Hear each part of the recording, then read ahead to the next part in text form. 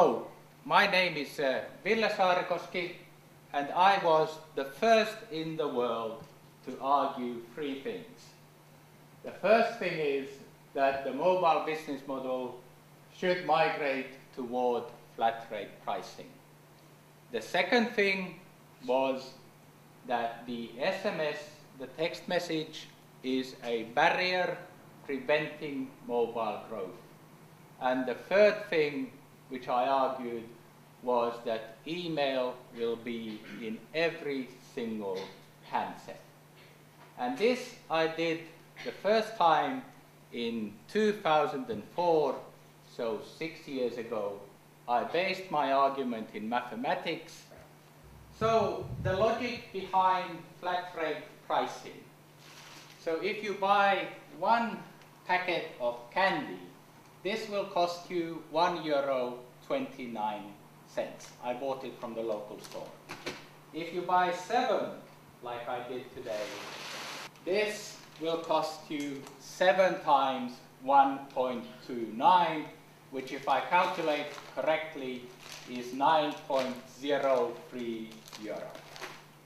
But for some reason, I argue that if in communication you send one message or you send 1,000 messages, you should be paying the same price for 1,000 messages as you are paying for one message.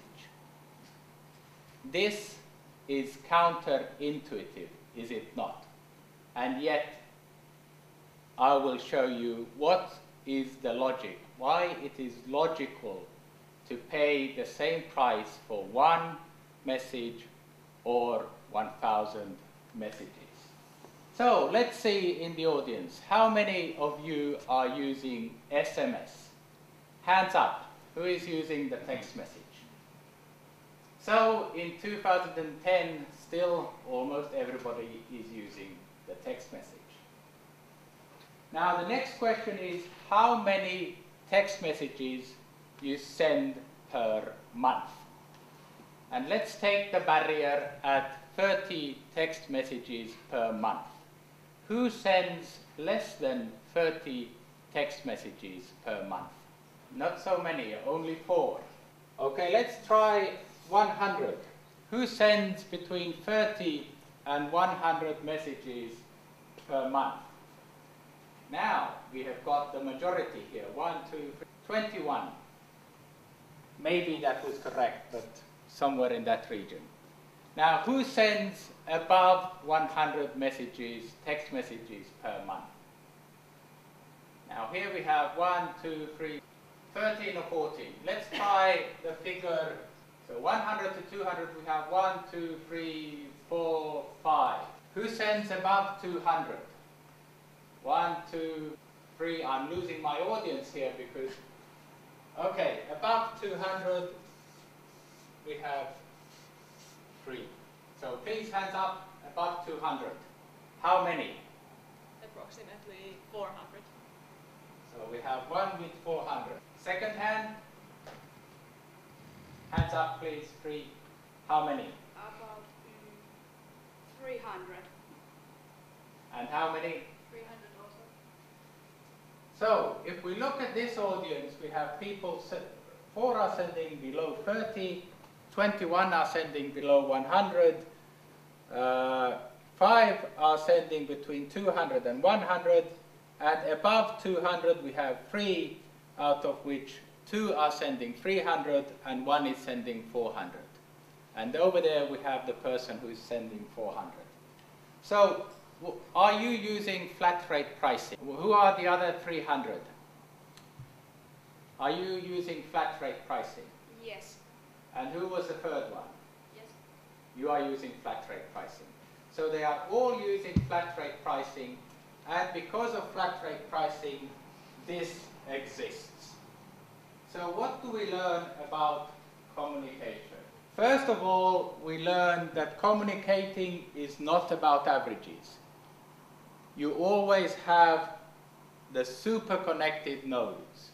People who are sending 400 messages. The biggest which I have found personally is 3,000 messages per month. The second which we learn is that communication is not me buying candy and eating them myself, but communication is about sharing information, the flow of information. The third thing which we learn is that heavy users, i.e. super connected nodes, have package pricing. They use flat rate pricing, otherwise they wouldn't send so many messages. But an interesting thing which we know also is that flat rate pricing does not exist across borders. Some time ago I had 50 foreign students studying in Finland, and I did the same test. The biggest figure they had was around 30 SMS messages per month. The reason was that their social network was abroad, and they had to pay for every single message when contacting back home. But if they were to use email, the pricing would be flat and there would be no price difference whether they communicated to the US, Japan, Europe, or elsewhere. So that is the reason why SMS, or one of the many reasons why SMS is a barrier to growth. You cannot connect across borders, for example. Let's go one step further.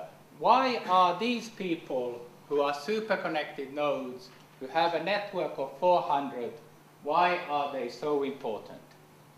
Now, my next question is, how many of you have Facebook on your mobile? Only 3 of you have Facebook on your mobile. I predict that in 5 years, all of you will have Facebook on your mobile. Now, how many of you have done friend wheel on Facebook? How many of you have Facebook on the internet? Now, how many of you have done the friend wheel test? None of you? 1. Okay. I encourage all the rest of you to do the friend wheel test.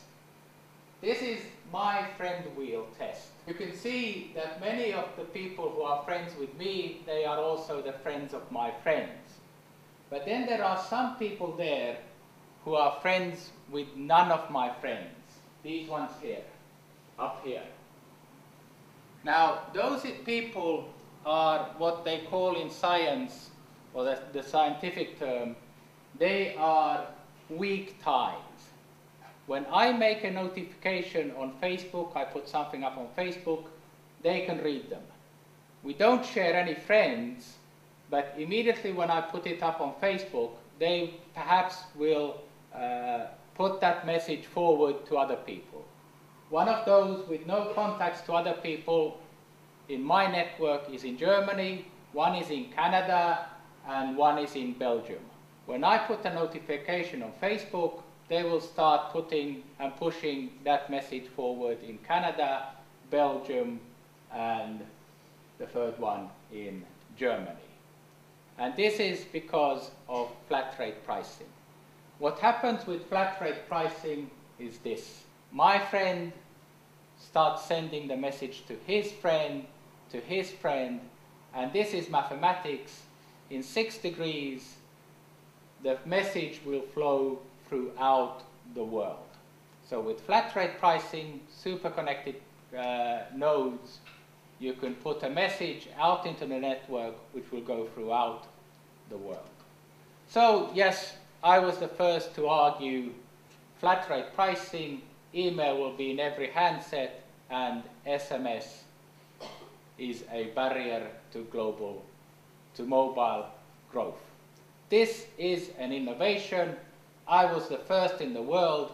I am happy to see that Nokia, for example, came 4.5 years after me. I'm also happy to see that presently there are millions of users who are using flat rate tariffs. And I am sure most of you will be using new communication applications like Facebook on your mobile in 4 years or 5 years from now.